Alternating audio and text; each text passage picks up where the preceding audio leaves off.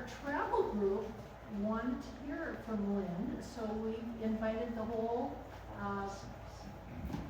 complex to come and listen to her. So for those who don't know her, Lynn Collins, she walked 500 miles. I don't think I could do that, but she did, and she's going to tell us about it. And I applaud these brave souls. It's not church, but there's people in the front row. So anyways, but we've got a good-sized group, and Lynn and her daughter's going to run the slideshow for us today. Her name is Kate. So without further ado, Lynn is going to tell us about her experience.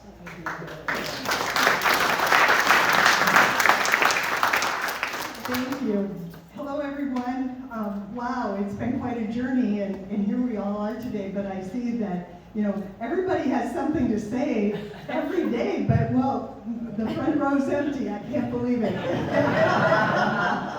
So if anybody, I'm going to try to stay out of view of the television, but if you're not able to get a good view of the video or the screen, be sure to move up to the front row.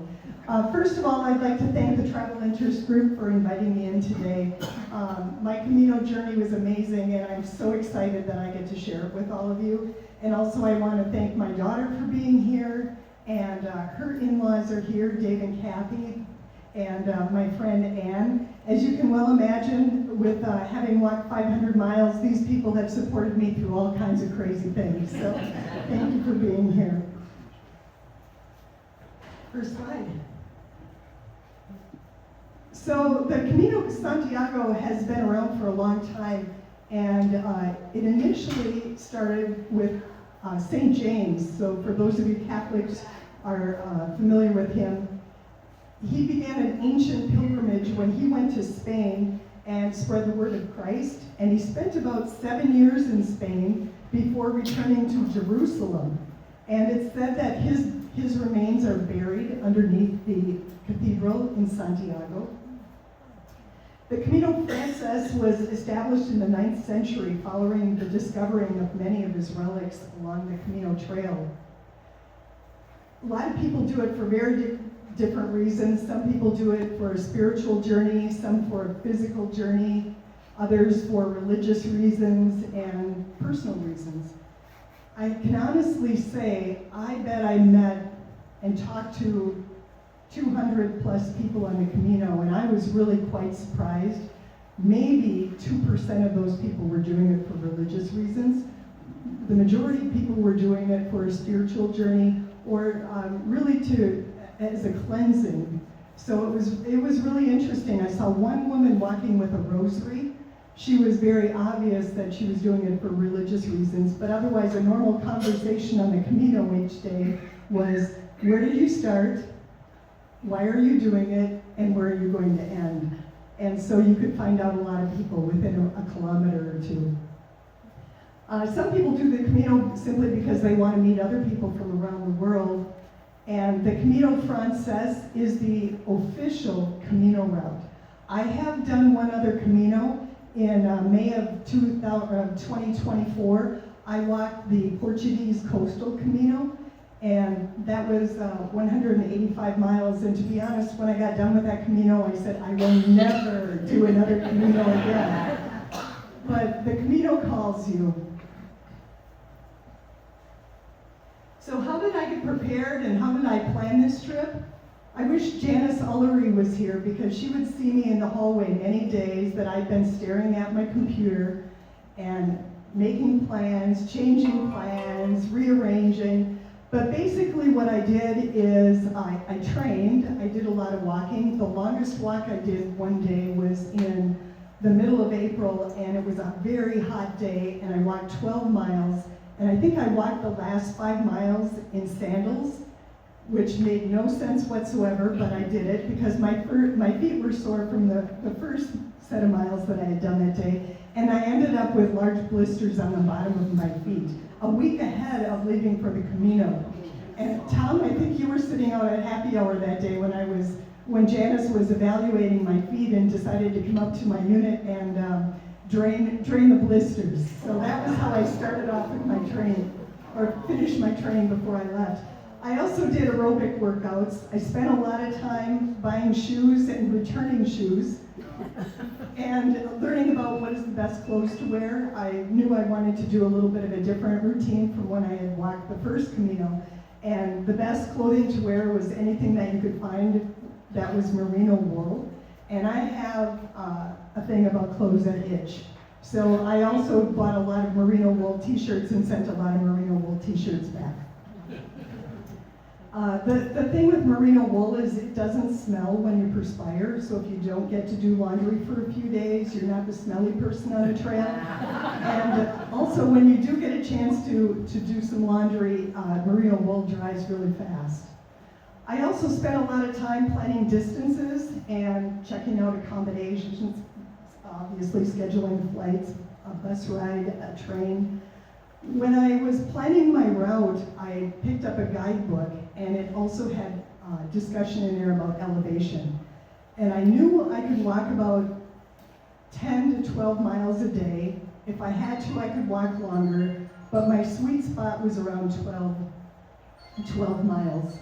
And so what I did was looked at the maps. I don't think that's anything that I have that I can turn off.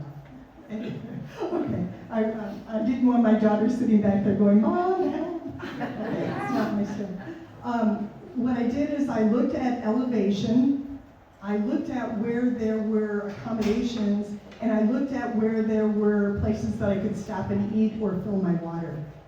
And so all of that was taken into consideration when I planned my distances each day. The longest day that I did was 29 kilometers. Gunther, come on, you can come up with that mileage. I think it would be about 20 some miles. And my shortest day was 7 kilometers, so maybe 5 miles. So a really short day, so obviously that was after a really hard day. Next slide. So what did I pack? I packed a suitcase, a backpack, and then I also had along a guidebook and a front bag. Here's my backpack. It was stuffed with all the necessities that I would need during the day. I had a rain poncho in the back with an easy zipper so that if it started raining in a short moment, I was able to get to my poncho. I also had in rain pants. I had a warm weather, or a cap to protect me from the sun, and I also had a beanie for the cold mornings. I had winter gloves, and I had my puffer jacket, and then in the front of my backpack, I had food, because I wasn't always going to be walking through villages that had a food source. So I had to make sure that I had plenty of snacks along. I brought along squirt peanut butter in little packets, and I thought that was a genius idea until you've had peanut butter 10 days in a row. You never want to see peanut butter ever again. And so I left that for some other pilgrims in a hostel, I think in Zuberi or someplace. But it was important to have food with you every day. On the Camino, all of the pilgrims wear a shell, and this is my shell for my first Camino, and what the scallop shell represents are all of the grooves in the shell represent the different locks of the Camino de Santiago. There are 10 locks in Spain, but there are also pilgrimages throughout the world, and there's even a Camino pilgrimage that's 3.5 miles in St. Augustine, Florida. So if any of you snowbirds go down there, you can walk the Camino. And then I had a suitcase that had the rest of my clothes in it. And what I did every day is I had a transfer service that moved my luggage from hostel to hostel to hostel. So it was always moving with me the same day. I just had one hiccup on that, and it was my own fault. There was a place that you needed to put your suitcase or your luggage in the morning so that the transfer company could pick it up. And of course, it's in a different place in every single hostel you stay at. And I thought that morning I was supposed to leave it in the room, but I wasn't. I was supposed to bring it by the door. So I ended up at a hostel one night with no sleeping bag, no toiletries, nothing. So my route on the Camino, typically people will plan it out by their physical ability. And for me, I figured that was about 40 days. They say the average younger person can do the Camino Frances in 30 days. I thought I was in pretty good shape, so I decided I was going to plan mine for 40 days. And on the far side, where you see Saint-Jean-Pied-de-Port, that's in France, that's where I began. So when we look at the next slide, we're going from the left to the right. So I walked from France through the Pyrenees, over 2 more mountains, and ended up in Santiago de Compostela, which is in Spain. And I crossed several regions. I started out in the Navarre region, which is in the Pyrenees, and started in a little village called Saint-Jean-Pied-de-Port.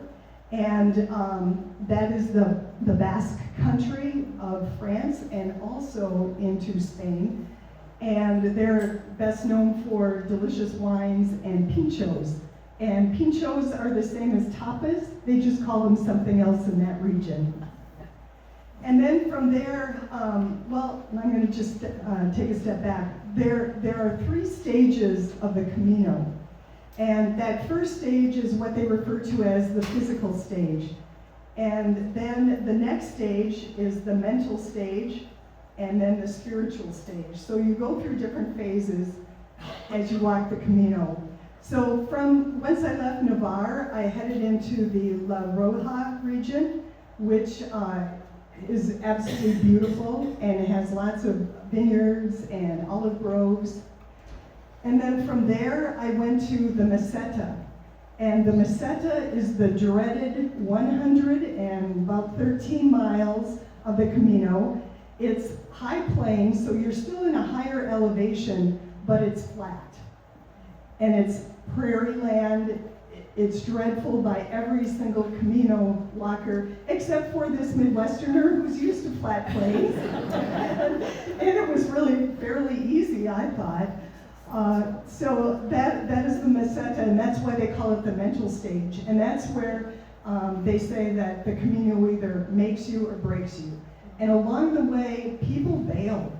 I started with a lot of people that didn't finish, and they'll stop just because it's too physically difficult for them, or they had blisters, or there was a lot of tendonitis and torn Achilles.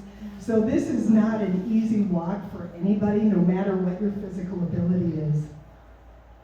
Then the next stage is the Leon Castilla stage, and that walk took me to the highest peak of the Camino, to a place called Cruz de Ferro. And there's a beautiful cross at the top of the mountain there, and that's where pilgrims, well, they'll bring a rock from home, or they'll bring something significant to them, and then they will leave it at the top of the mountain at Cruz de Ferro. I think they say that's where the pilgrims leave their burdens that they came with. And then the final stage, that spiritual stage, is when you get into the Galicia region of Spain, which is the far western region. And it's actually, most people don't know this, but it's a Celtic region of Spain. So very Irish, a lot of people speak Gaelic, and you hear bagpipes, and it's beautiful, it's lush, a lot of eucalyptus forests. So the typical day on the Camino, you wake up early. I typically was up at about 5:30, 5:45, and on the trail by 6:15. For me, that worked out. A lot of people didn't even start till 10 or 11. I didn't want to be walking at 6 o'clock at night. I wanted to get to my destination, and I didn't know what was in store for me because I'd never walked those trails before. So up early, start walking, and then you start doing bar stops. Now, I'm going to just back up. I didn't bar hop across Spain. Well, I sort of did, but what a bar in Spain is not the same as what we think of it as a bar here in the United States. A bar in Spain is really more of a coffee shop that also serves beer and wine, but it mostly serves food and coffee. And boy, can those Spaniards drink coffee. The locals sit in these little bars all day long. I don't know what people do, but I never figured out when they actually worked. It seemed like siesta all day, every day. But there was bar stops along the way to use the restrooms, to grab a little bit of food, and then just rest, put your feet up and rest. For me, food, for those who know me, I'm whole food plant-based, so it was a challenge. I don't eat meat, I don't eat any dairy. I did cheat. Has anybody been to Spain? Do you know what the tortilla is? It's layers of potato with egg, and I did eat that 5 times. And I also ate what was called a vegetable sandwich. I naively ordered it, and not knowing that a vegetable sandwich in Spain has tuna on it and cooked egg. So I learned a few things along the way. So then, once I arrived in my village, at the end of the day, it was the same routine every single day. You shower, you do your laundry, you eat your primary meal for the day. Because of siesta, everything closes at 2:30, and it stays closed until 6:30. So it was my goal to always get to my village by 2:30 so I could have a good meal before.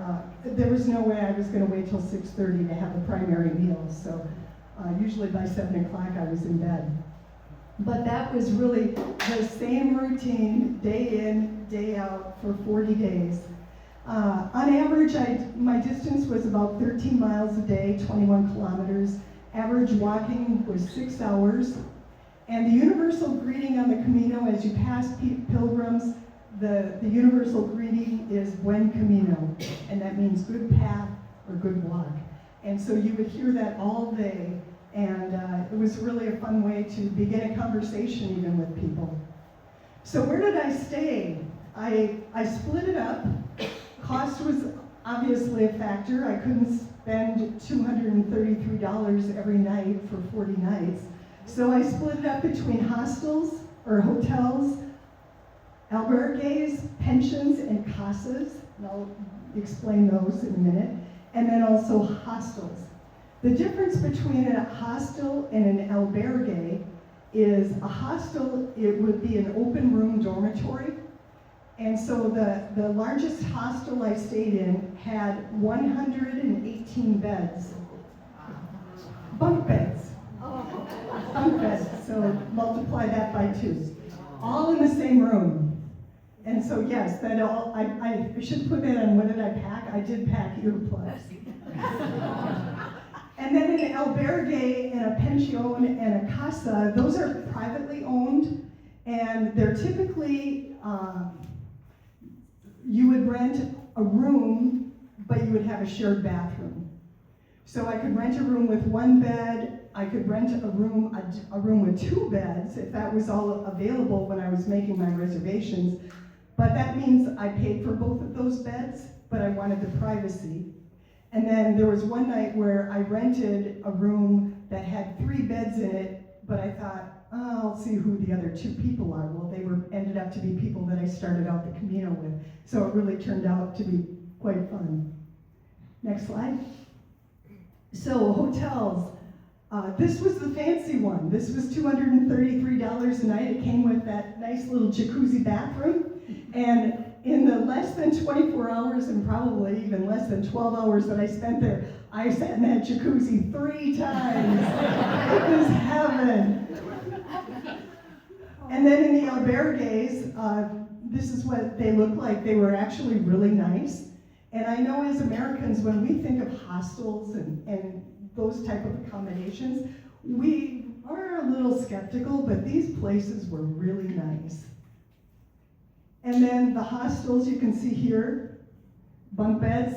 Because I booked in advance before I left on the Camino, I always made sure when I was booking my reservation that I requested the lower bunk. There was no way I was going to climb after all those miles every day. And then you can see on the far left picture, your right picture, some of the hostels had little curtains by the bunk beds. So you did have privacy, which was really nice, because at the end of the day, you don't want to talk to anybody, you're exhausted, you want privacy, and you have a way of getting that. That was the the dorm where it had the 118 bunk beds. So as I began my trip, I started out in Saint-Jean in France, and as I mentioned earlier, that is the French way in the original Camino Frances. And the first thing that I did was I headed into the pilgrim's office, and that's where you register as a pilgrim, and you give them they take a picture of your passport, and they keep track of every single person that starts the Camino in France. And then they track you. You get a passport, a different passport, but you get another passport that you have to get a stamp on once a day until you reach within 100 miles of the cathedral, and then you have to get a stamp twice a day. Because once you finish your Camino, you go to the pilgrim's office and you get your certificate. That makes it official that you walk the Camino. I'll pass this around. It's in Latin, so if you see that my name is Linda, it's not my name, it's my Latin name. But anyway, straight down here. But anyway, once you register in the office, they give you the map, they kind of give you some guidelines. Sometimes there's a fork in the road. It's on the map. Don't take the opposite, take the one I'm telling you today, or you're gonna have some really treacherous ground to cover. And so you really have to pay attention when you go into that Camino pilgrim's office. So, Saint-Jean, what a beautiful city. They have it registered in the Association of the Most Beautiful Villages of France, and it is so quaint. Next slide. It's a 12th century village in the Basque Country, and it's the starting point of the Camino Frances, and it's considered to be the medieval jewel of the Pyrenees. It's at the base of the Pyrenees. The elevation is a little bit higher, and so I got into Saint-Jean 2 days before I actually started walking because I wanted to acclimate to the elevation. So it was a fun little village to wander around in. And that was actually where I stayed in my very first hostel.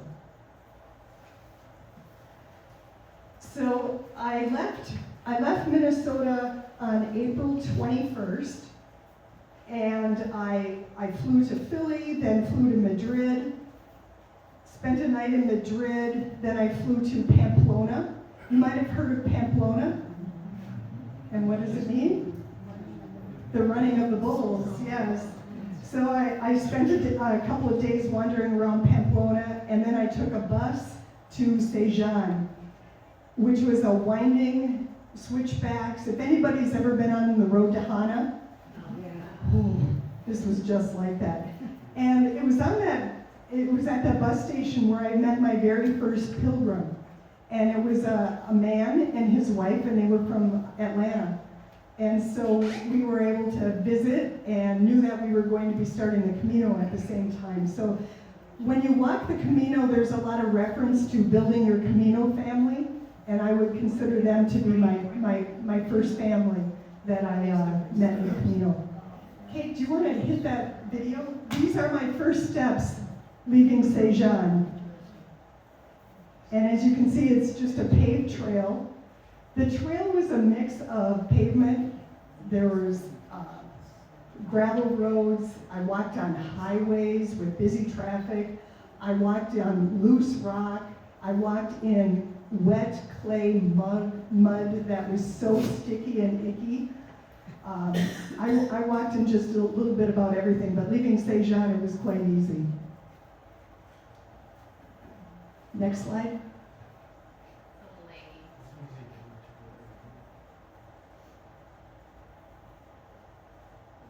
There we go. So from leaving Saint-Jean, it's up into the Pyrenees. I had 7.4 kilometers of practically straight uphill. And as you can see from these photos, it was absolutely breathtaking. It was some of the most beautiful scenery I've ever seen. When I got to the first village at 7.4 kilometers, it's a little city called Orson, and the only thing that is in that little village is one hostel. And at that hostel, there are about 60 people there, and we all slept in the dormitory and had our first pilgrim's dinner. The pilgrim's dinners are very popular in Spain on the Camino. It's where you start building friendships and meeting people from around the world. And the couple right here they're from North Carolina, and their sister and brother are on the other side of the table from Florida. And we all went around the room and introduced ourselves, explained why we were doing the Camino, where we were from, where we were ending, because not everybody goes all the way to Santiago. Some people stop along the way because they're going to break up the Camino between multiple travels to Spain. Some will do it over 4 different sections. It all depends on people's abilities. And so it was really interesting to get to know people. There's this one guy from Georgia. He said the reason he was doing the Camino is because his wife wanted him to. She needed some time alone. Yes, yes. So this was my very first sunrise, the morning of the 28th of April. I was above the clouds, and it was absolutely breathtaking. On that second day, it was on the way over the Pyrenees and into Spain, and I walked with a woman for a good share of that day. Her name was Teresa, and she was from France, and she had lived in South Africa but had moved to France 18 years ago. I think she was just a few years younger than me, and that's when I realized that everyone walking the Camino has a story, and her story was absolutely heartbreaking. And that's where the strong bonds really begin. So there I am. I have reached the top. Now I am on the descent into Spain, and it was tough. It was loose gravel, and I'll tell you, I have giggled when I see people walking on trails with hiking poles. Now I get it. I actually learned how to use hiking poles properly, and I learned that going uphill with a hiking pole makes an ascent so much easier, because if you use your trekking poles properly, they actually launch you in a forward motion, and makes it a lot easier to go up. The weather. Let's talk about the weather. There were rainy days.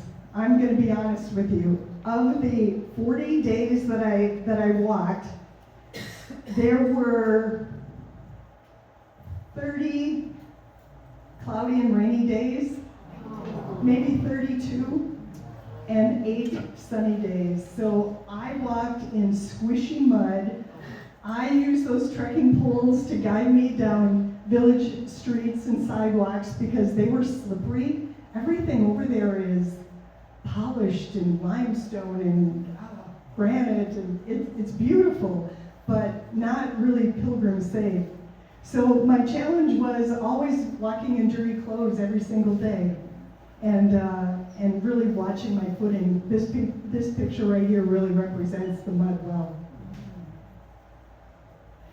Finally, on day 10, I saw sunshine, and I was leaving the village of Logroño, and there was a lake off to my left with pine trees. It was the most beautiful thing. It made me feel like I was in northern Minnesota, and then to see sunshine on top of it, I was elated. So how did I find my way across Spain? Well, as you noticed, maybe when you walked in here today, did you see yellow arrows on the wall? If you caught those. I watch for yellow arrows, and I know that sounds like a silly way to walk 500 miles and have trust in that, but it really does work, except for when you're not paying attention. And then there would also be a shell in the ground that would demonstrate too that you were on the trail.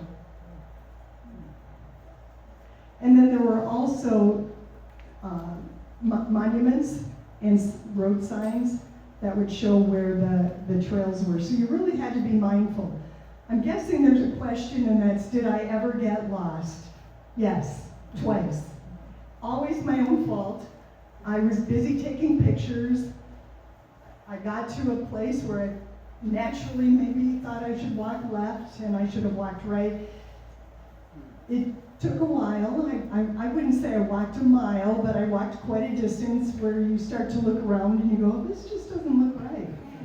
And so the other way that I had to navigate was by, in addition to watching for arrows, was I had a GPS map and a Camino app that would show the little blue dot on the map. Next slide. I would see the dot on the map, and if I was off trail, I could see which direction I had to walk in to get back on trail.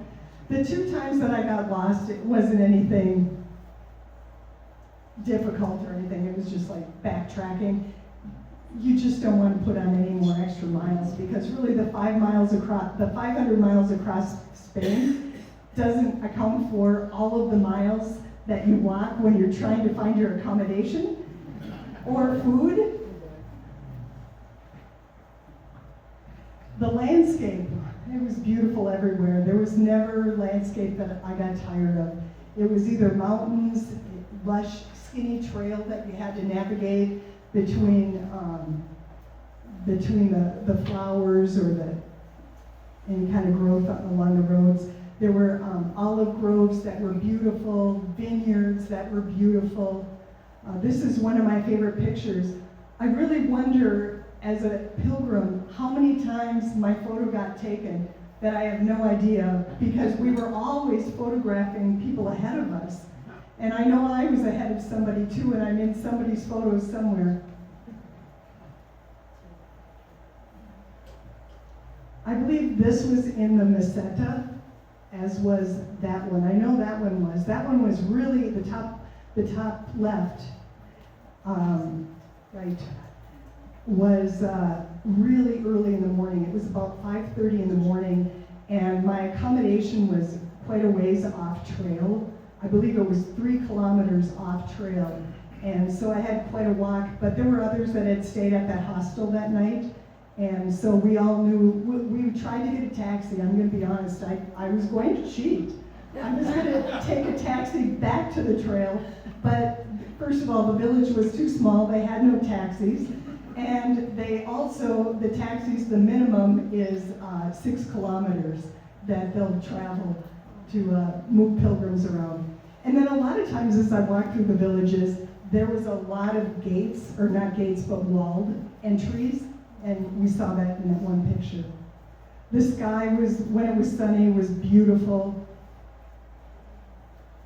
I was surrounded by beauty absolutely every single day, and I think, I thought when I left for the Camino I was going to love the mountaintops, and they were absolutely beautiful, but really the flat prairie land was beautiful as well. There was rich history everywhere. You could go to a cathedral in any, or not a cathedral, but a church in any single village. Every village had a church to go to. I had said to my daughter before I left, I'm going to go to the church every night. Well, the churches were always at the top of the hill. Always. And so that didn't always seem appealing at the end of the day. But when you think of how many thousands of years ago that these churches were built, it must have been, important for them to have them really be seen. And they were at the top of the hill. Back up one slide, Kate. On the right, Cafe Aruna. I thought that would be a fun thing to include in the slide. That was in the city of Pamplona, and that's where Ernest Hemingway went when he began writing a book, and the book is It's here. Something in the sun. That's it, yes. Thought I had the notes here somewhere. I sat in that cafe because remember when I first got to Spain, I went to Pamplona first. I spent 2 days in there and it was just beautiful. And then when I was walking the Camino, I also walked through Pamplona again, and a group of us actually went back there for dinner. And it just felt really rich with history, and I aligned a little bit more with artists and creative people, and so it was a great place to sit and linger. There were crosses, there were monuments everywhere. The Saint Michael was in the Pyrenees. The second one over here, Cruz de Ferro, that's where people would bring or leave their stones or whatever they brought from home to leave behind. I left a special stone there for a friend who had passed away in my life back in April. And then there were crosses everywhere. The Alto del Perdón was an area where it was the top of a mountain, and it had all of these horses that were metal pieces of art, and it was just beautiful. That was called the Hill of Forgiveness. I don't know what I might be trying to get forgiveness for, all the words that I maybe shouldn't have used trying to get up the mountain, but it was a beautiful view. What I don't show you there is right here there was a wind tower, and which I saw all the time. I never thought I would be standing right next to a wind, or standing in a wind farm, but they were everywhere over there, and they were beautiful. Some days the scenery actually made me homesick. This was in a city called Porto Marin, and it reminded me of being by Stillwater. And I got really homesick that day. And then there was a field, and it's hard to tell in between those two trees, but there's a quaint little white house. I think one of the most special things about walking the Camino is the people. I met the most amazing people from around the world. Trista and Jeff were the couple that I met at the bus station in Pamplona. Their pictures coming up. My other first family is in Orson, and these hoodlums were, we were all just sitting outside the bar and became fast friends. And actually 2 of them I still stay in contact with. And yeah, it was fun. Go back one slide, Kate. Teresa was the woman who I met from France. And Rasmus and Peter, they were hysterical, loved him to death. Daniel and Linda, they're a couple, and I keep in touch with Linda. Nigel and Nikki, Kate, does that name sound familiar to you? They're from Australia. He's actually a priest and had wonderful stories, and he wasn't even really on a religious journey, I don't believe. They were doing it for the experience. If he was doing it for religious reasons, he just really wasn't upfront about it. Not that he was trying to hide anything, but then there was Jeff and Trista. They're the couple that I met in Pamplona that we did the bus ride. We just kept bumping into each other. They started a day ahead of me, but we kept leapfrogging. It's when you pass them, they pass you. And we all eventually started complaining about the food. And I'm like, where's the flavor? I just wanted some hot sauce. So I ran into them a couple of days later, and lo and behold, they had found some hot sauce and bought it for me. So I had hot sauce for the rest of the trip. Louis and Risa, they lived in Toronto, but they had immigrated to Toronto from Cuba. And I actually stay in touch with them as well. Maria from Paris, just a beautiful soul. One day it was pouring rain. I went into a bar and I heard somebody talking behind me, and he had said, "Oh, I'm from Minnesota." And I turned around and I said, "Where in Minnesota?" He said, "Burnsville." I said, oh really, whereabouts in Burnsville? He goes, are you from Minnesota? I said, yeah. I said, I live in Lakeville. He goes, oh, I live really close to Buck Hill. Small world. Giselda is from Argentina, beautiful soul. Winnie and E from Taiwan. The next group of guys, I had so much fun with. I felt like a sister, and we made great friends. We stay in touch. We sent pictures to each other. I made a tortilla, a vegan tortilla, and sent them a photo, and they made the classic, the Santiago cake, or one of them made the Santiago cake and sent a picture. So it's really fun how you collect this family and you stay in touch with them. And then again, there's Ian and Gary. Those guys are from the UK, part of the Stooges that I hung out with. Nina and Peter, they're a couple. They live in Sweden and in Denmark, and they've invited me to come stay with them at any time. Again, a great friendship, and I look forward to seeing them again someday.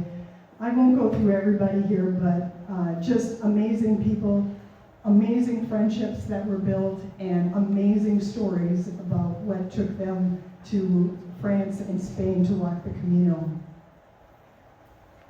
So, let's talk about the challenges. Sore feet, sore legs. I never once had one single blister, no torn muscles, just sore. And it was interesting because at the end of the day, I was dead tired. But the next morning, I bounced out of bed and I was ready to go. I was shocked. The last Camino that I walked, I had 2 torn glutes and walked 185 miles, and I had those torn glutes before I even left home. I really anticipated that I would re-injure that, and I was shocked that I didn't. But I'm not going to say the Camino was easy. It was not easy. There were days that were awful. But there was something about it every single day. Even walking in that icky, muddy rain, I was always smiling. I just loved every minute of it, and I was so grateful to be able to walk it. Food challenges. I had paella twice. You would think you're in Spain, you're going to have paella a lot, easy to find vegetable paella. It is absolutely easy to find vegetable paella. However, it's kind of a paella in the areas that I walk through, because these are small villages. They have freezers, but basically what it is a heat and eat. And so it's the frozen pizza version of paella that I have. And after 2 of them, I couldn't choke down another one. But I did eat the frozen pizza too. They did have that. My favorite meal was when I could go to a market in a larger city, buy a package of tofu. I had a knife. I literally stabbed at the package, drained out the water, and ate the tofu raw. And it was, for me, it was delicious. I also ate a lot of chickpeas straight out of the jar, drained them. And then they have something called patatas bravas, which are in the center there. They're basically a type of a French fry. They're just pieces of potato deep fried and with hot sauce on. Another challenge was the laundry. Some of the hostels had washing machines, and you could share your laundry in a machine. But I had heard so many stories of people doing that lost clothes, that I decided I wasn't going to do that. So I washed all of my clothes by hand, and just about every hostel in albergue had a wash tub, so you could wash your clothes and then hang it on a line. I hung a lot of clothes outside of my room window, so my panties were shown off across Spain, but everybody else was doing it too, and even the locals. So for many of you who have been to Europe, you know what it looks like. They hang their clothes out on the line. I didn't lose any clothes. I came home with all the clothes that I went with, except for a shirt, and because a woman had lost her shirt, someone had inadvertently thought it was theirs, I gave her one of my shirts. And that's what pilgrims do. You looked out for each other. You shared first aid kits, you shared food, you shared your clothes. The night that my suitcase didn't show up, which is where my backpack or where my sleeping bag was, that night it was a dorm room where there were 3 bunk beds, and the 5 other residents in that room that night were men. And they were just like, hey, take what you need. One guy had an extra little down blanket. He said, here, take that. The woman who owned the hostel, she also gave me a blanket. And, but hostel blankets are like the gowns in the hospital. They're not going to keep you very warm. You also get a pillowcase, and that's what that looks like too. And it crunches when you put your head on it. So I was really grateful for anything that anybody shared with me. And Janice isn't here, but a shout out to Janice Ullery. She sent me away with a first aid kit like nobody had on the Camino. So I shared a lot of first aid supplies.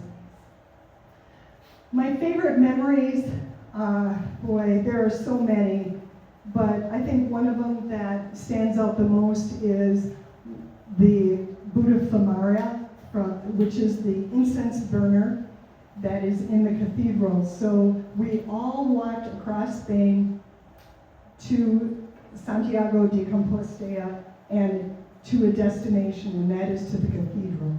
And we talked about it earlier. That's where the remains of St. James are buried. And so when you get to the cathedral, they have a pilgrim's mass at 12:30 in the afternoon, and then they have another one at 7:30 in the evening. And it is your hope that that is the day that they're doing the incense, because they only do the incense on holidays and on days that they have a big tour coming through that paid the money to see the incense burning. And so it's hit or miss, and I wasn't walking in on a holiday, so I had hoped to see it. The other favorite memory is when you're coming into Santiago, your first view of the spires of the church. It's when you realize, hey, I did it, and you get so close. Another great memory is Dan and Linda. I had so much fun with them. And then my Camino family from the first night of the big pilgrims dinner, we were all walking, and I'm going to take a step back. Did I walk with people every single day? No. I made it very clear that I went to the Camino to walk my own Camino. So I would visit with people for a little while, but then I would walk alone. And I found that the majority of the people wanted to walk alone as well. So it was really easy to have your privacy. And there were days that I didn't see another pilgrim in front of me, and I didn't see a pilgrim behind me. It felt like I had the trail all to myself. And then there were those days that you're walking and you're tired, and you see that there's a historical site. And on this particular day, the picture in the lower right, this particular day I walked upon what was an old a convent hospital, and it was just the shell remains of it. And as I walked around to look down into the remains, here were a whole bunch of my pilgrim family from Orison. So we took a group picture together and shared lots of tears and hugs. The last day was a short day for me. It was, can't remember now if it was 12 miles or 12 kilometers. It was 12 kilometers. And that day your last day, you wake up and you have more energy than you've ever had in your entire life, because you know this is over. And there were beautiful rose bushes throughout the entire walk, all across Spain. Every day, I could have spent hours just stopping and taking pictures. But this day was the first day that I actually stopped to smell the roses, and it was my last day. So the arrival in Santiago, it's the most amazing thing to walk to that cathedral. And you walk down the steps through kind of a tunnel area. There was a homeless person playing bagpipes. Same homeless person that was there 2 years ago. But the bagpipes are absolutely beautiful, and the energy in the square in front of the cathedral, there's just nothing like it. And There was a woman when I left my hostel that morning. We talked for just a few minutes as we were leaving that little village because she didn't know how to get out and we were off trail. So I said, oh, follow me. We got onto the trail.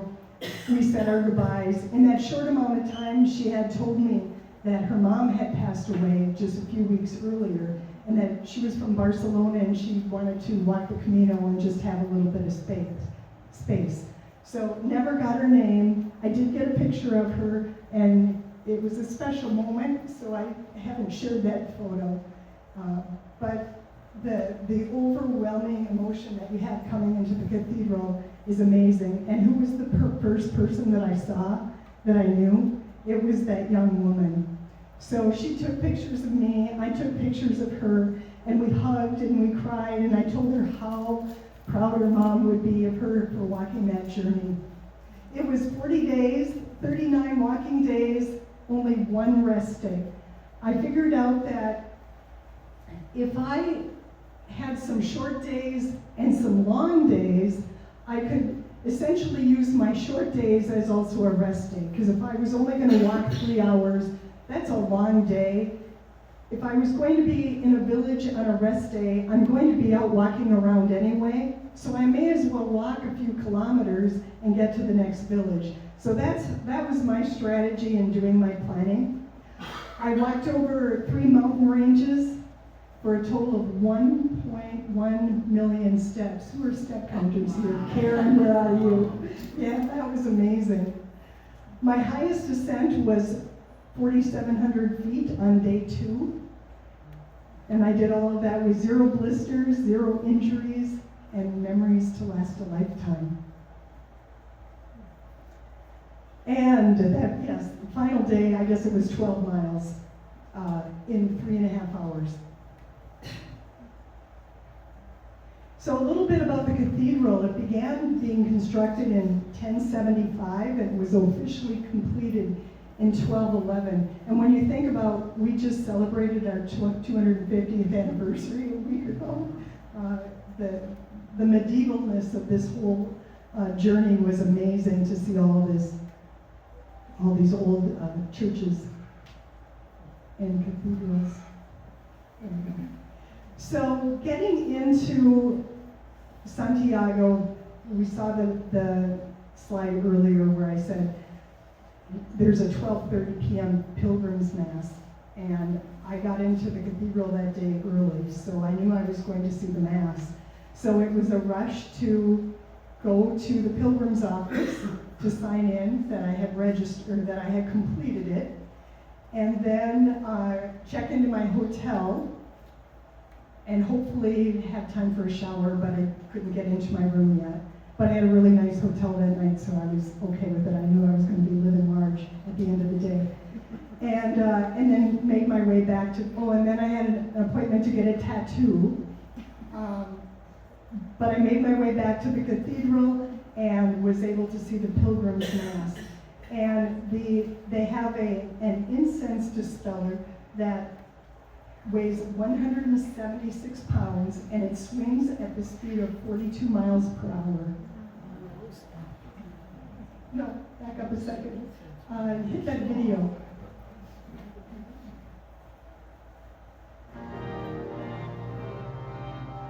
So you can see the men in the red robes are bringing the Botifumario to the center.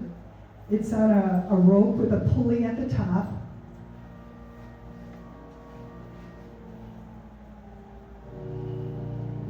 They just lit it.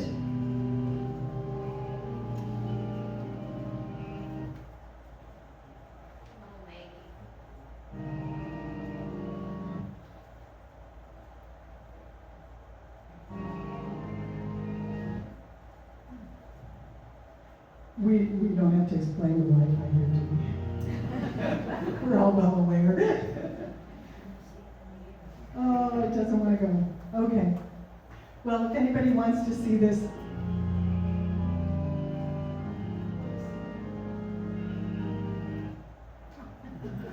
jump ahead. That way we can maybe at least see it.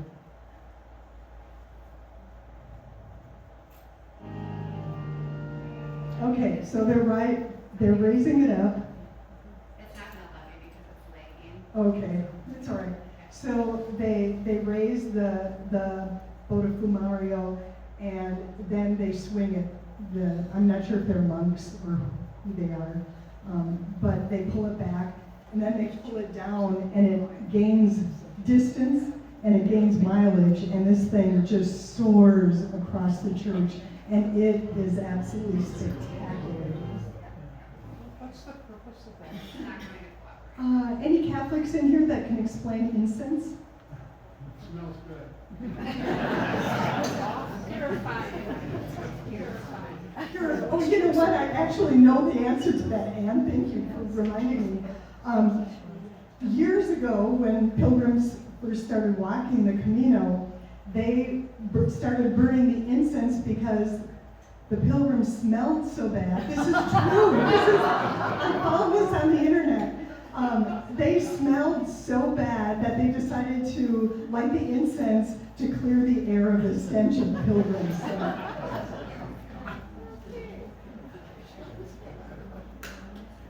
Next slide. So the real MVPs of the Camino are my shoes.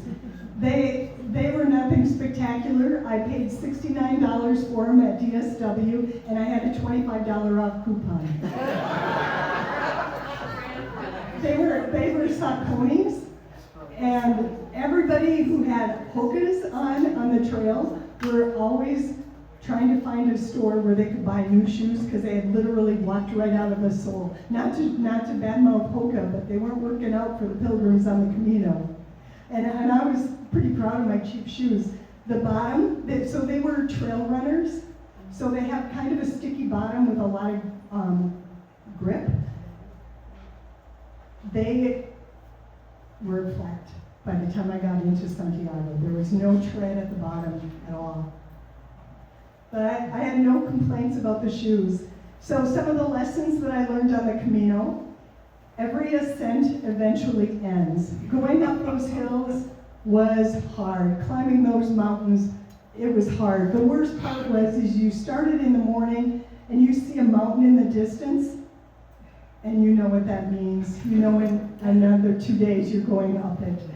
And so my strategy for climbing those mountains was use your poles, keep your head down, and just focus on putting one foot in front of the other. It was all I could do, because if I looked up to the top of that mountain, it would just overwhelm me, and I don't know if I could have done it. It was hard.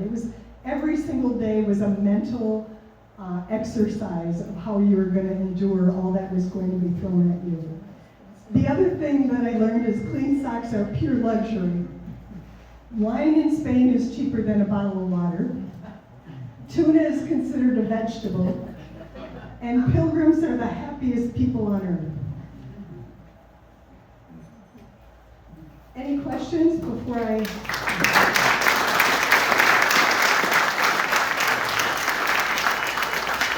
Thank you. Thank you.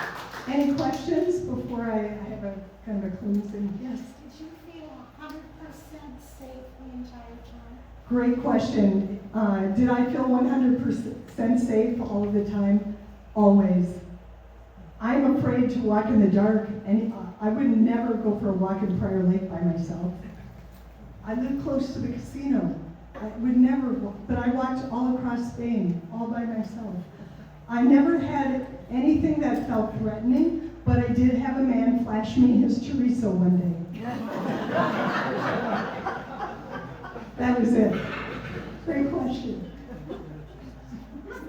Yes, Becky. How long did it take you to plan? I started planning the middle of January. I woke up on January 15th, and I called my daughter and I said, I'm going to go walk the Camino. And she said, you got it, Mom, go do it. And I planned from January literally until the day I left. There were, when you think about making reservations for 40 nights and how cumbersome that constantly is, check-in date, check-out date, then I realized, okay, I doubled up here, which meant the next 7 days are now off too. So it was really complicated, but it took months. Any other questions? Where are you going next? I'm deciding between, there's a pilgrimage in Japan that is actually a sister pilgrimage. It's called the Kamado Kodo. And I'm considering that, and I'm also thinking about Everest Base Camp. Chuck? Yeah, I'm just amazed at your athletic prowess to do that. I mean, good grief, 500 miles, that's a extraordinary long ways, and good for you, just Thank amazing. you, thank you. You know, I've done a lot of things, but this is the one thing that I'm most proud of. This was amazing, yes. Thank you. Any other questions? Well, let's give, I'm not quite done. I've got some closing thoughts. So I'm going to read this. As I was preparing for today, I kept asking myself, why did the Camino touch me so deeply? At first, I thought it was the mountains, the friendships, the feeling of accomplishment from walking 500 miles. But the more I thought about it, the more I realized that the Camino wasn't just about a place to walk. It was about what it means to begin and to keep moving. When I left for Spain back in April, I thought the Camino was just a trail. Today I see it as something bigger. A Camino is any journey that asks you to leave something behind that is familiar and step into a future we cannot fully see. And then something dawned on me. Every one of us in this room at Astoria has already walked a Camino. Maybe not across Spain, but many of us walked one. We sold our homes, where many of us have lived for many decades. We packed away memories. We said goodbye to neighborhoods, routines, and chapters of our lives that were comfortable and very familiar. And then we stepped into something completely new. We arrived here in Astoria. Some of you came as couples, some of us came solo. Most of us knew very few people except for the people that we had met at Astoria luncheons. We had no idea what life would be like here. Sound familiar? That's how every pilgrim feels on the first day of the Camino. You don't know the people that you're walking beside. You don't know what tomorrow will bring. You simply trust that the next step will keep you moving forward. Since arriving at Astoria, we've learned new hallways instead of trails.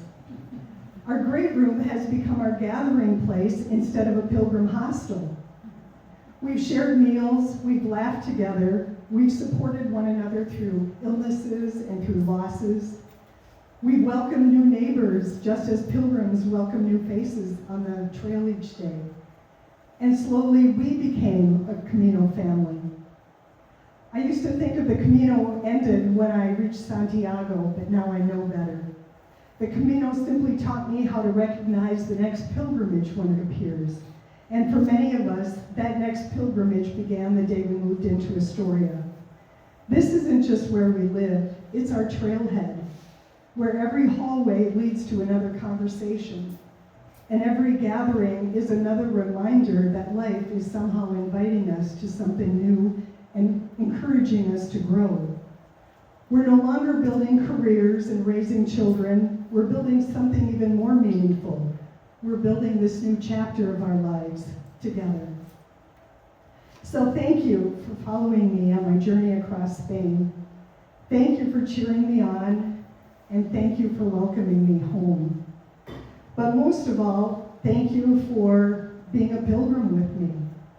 The beautiful thing is, we never really know what's around the next bend. We only know that it's worth taking the next step. Buen Camino.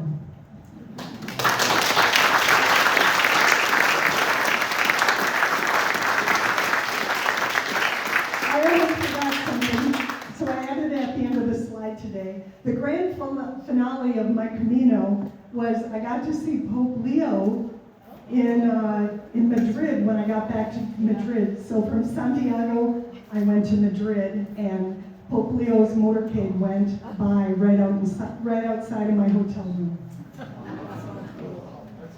So, closing thoughts? Any more questions? Anything? Thank you.